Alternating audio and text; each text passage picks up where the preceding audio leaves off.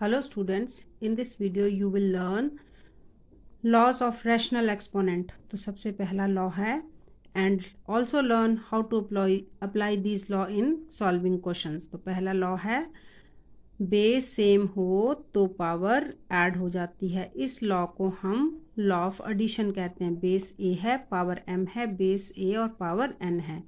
तो second law है अगर बेस सेम है पर डिवीज़न की केस में तो पावर सब्ट्रैक्ट हो जाती है, इसको हम लॉ ऑफ सब्ट्रैक्शन कहते हैं। थर्ड वन ए बेस है, पावर m है, अगर इसकी फिर से पावर n है तो पावर मल्टीप्लाई हो जाती है। But in case of rational exponent sometime we will look that a raise to power m upon n है, तो हम इसको a की पावर m और 1 अपॉन n इस तरह से लिख सकते हैं, और a की पावर m और 1 upon n means nth root of a raise to power m इस तरह से राइट अप कर सकते हैं।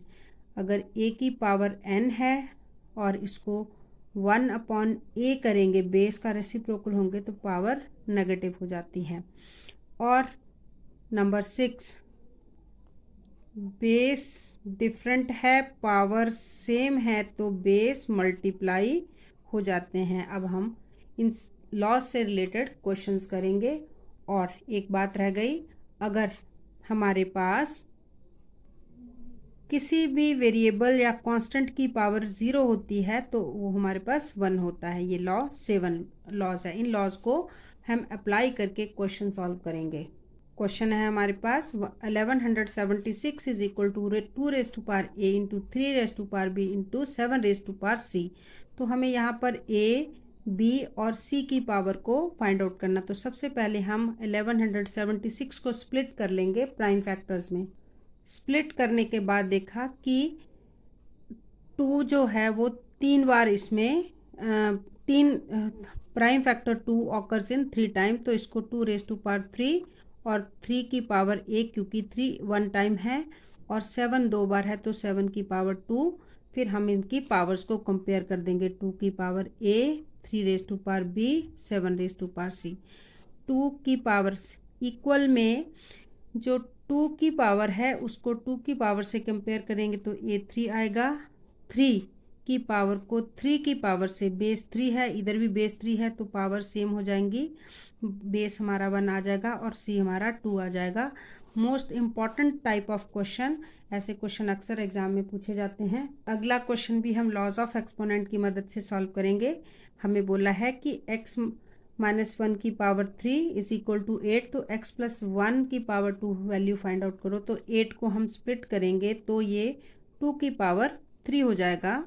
इस तरह से स्प्लिट करने के बाद हमने देखा कि जब पावर सेम्स होती हैं तो हमारे पास इट मीन्स कि बेस इक्वल में, तो हमारे पास पावर से पावर कट जाती है। x -1 is equal to 2, x is equal to 3 हो जाएगा जब -2 को हम राइट साइड में शिफ्ट कर देंगे। बट हमको x प्लस 1 का स्क्वायर ये फाइंड करना था, तो x की वैल्यू को यहाँ पर हमने जो 3 आई थी ये 3 यहाँ पर पुटअप कर दिया। 3 प्लस 1 स्क्वायर है तो 3 प्लस 1 स्क्वायर, स्क्वायर मीन्स 4 को हमने 2 बार मल्टीप्लाई करना है तो ये 16 आ जाएगा। नेक्स्ट क्वेश्चन को बहुत ही ध्यान से समझने की कोशिश करें। यहाँ पे बोला 5, फिर ब्रैकेट के अंदर एक वैल्यू दी है, फिर होल रेज टू पावर 3, फिर होल जो है पूरा वैल्यूज को एनक्लोज करके पावर 1/4 है। तो हम यहाँ से स्टार्ट करेंगे 8 और 27 से ब्रेक करना। 5 एज इट इज लिखेंगे, 8 को हम 2 की पावर 3 और इस होल की पावर 1/3 है, और 27 को स्प्लिट करेंगे तो 3 की पावर 3 और होल पावर 1/3।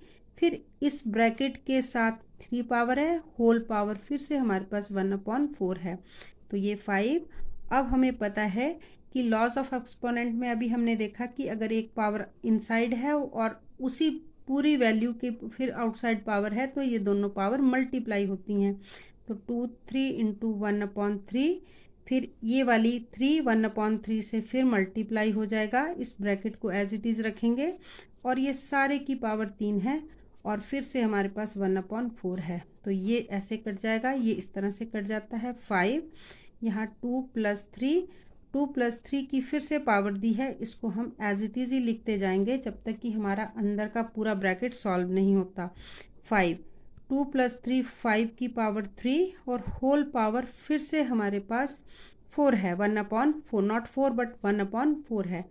अब ये 5 ब्रैकेट के आउटसाइड और 5 ब्रैकेट के अंदर जिसकी पावर 3 है, बेस सेम है तो पावर ऐड हो जाएगी। 5 में 3 ऐड हुआ तो 4 और आउटसाइड पावर 1/4 थी तो ये 4 से मल्टीप्लाई होकर ये इस तरह से कट जाएगी, 5 की पावर 1 आएगी।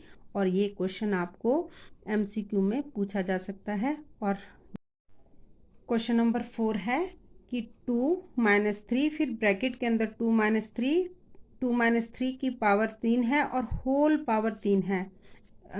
3 मीन्स क्यूब है इस पूरे बेस का, तो हम यहाँ से इसको फिर सॉल्व करना शुरू करेंगे। 2 as it is, 3 as it is, 2 में से 3 को माइनस करो तो -1 आता है, पावर 3 है और होल पावर को फिर से हम 3 एज इट इज़ लेंगे। देन 2 - 3 -1 की पावर 3 मीन्स कि -1 को हम 3 बार मल्टीप्लाई करेंगे तो हमारे पास ये आंसर -1 ही आएगा और होल पावर इसकी 3 है। तो 2 -3 जब -1 से मल्टीप्लाई होता है तो +3 होता है और ये इस तरह से पावर होल 3। 2 + 3 बेस को हम ऐड करते जाएंगे। एक और बात यहाँ पे स्टूडेंट्स बहुत कंफ्यूज करते कि ये पावर इसको भी और इसको भी डिस्ट्रीब्यूट कर देते हैं, ऐसा कभी नहीं होता। अगर 2 × 3 की पावर 3 है तो ये इस तरह से पावर डिस्ट्रीब्यूट हो सकती है, अदरवाइज ये ऐसे नहीं होगा। ये 2 + 3 को जब ऐड करेंगे तो 5 और इसकी पावर 3 और इसको जब 5 को 3 टाइम मल्टीप्लाई करेंगे तो आंसर 125 आएगा। अगला क्वेश्चन भी हम सॉल्व करेंगे by using laws of rational exponent. तो यहाँ 2/3 की पावर x है, 3/2 की पावर 2x है और 81/16 है। तो सबसे पहले तो सबके बेस इक्वल करने हैं हमें। यहाँ हमने 2/3 की पावर x लिखा।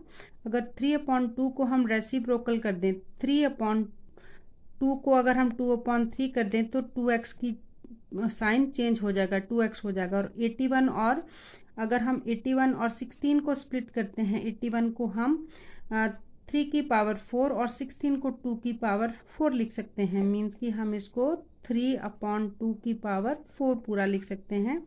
बट दिस टाइम ऑल्सो हमें इसे भी चेंज करना पड़ेगा। यहाँ तो हमारे पास लेफ्ट साइड में तो बेस सेम हो गया, तो इसलिए हमने पावर को अब ऐड कर देना है। यह x था, गलती से 3 लिखा गया था, x + -2x और 3/2 को जब हम 2/3 लिखेंगे तो पावर माइनस हो जाएगी। अब दोनों तरफ लेफ्ट साइड और राइट साइड बेस सेम हो गए तो बेस पावर इक्वल होंगी। जब बेस सेम है तो इसको हम ऐसे काटेंगे नहीं, अगर कैसे कैंसिल करते तो ये गलत होता है। तो हमारे पास x - 2x plus into minus minus हो जाएगा और राइट साइड हमारा -4 आता है।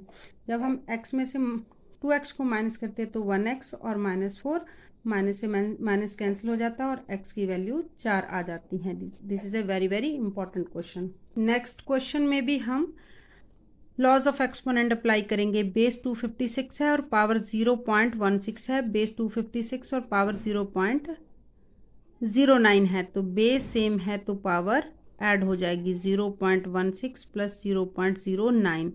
0.16 और 0.09 को ऐड करें तो 0.25 आता है और 256 और 0.25 जो था उसका हमने पॉइंट हटाकर इसके अपॉन 100 कर लिया।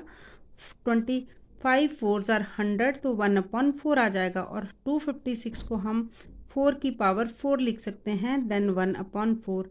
अब हमें पता है ये बेस 4 है, ये इस बेस 4 की पावर 4 है और पूरे की पावर फिर से 4 है, तो दोनों पावर 4 और 1/4 दोनों मल्टीप्लाई हो जाएंगे और आंसर हमारे पास 4 आ जाएगा।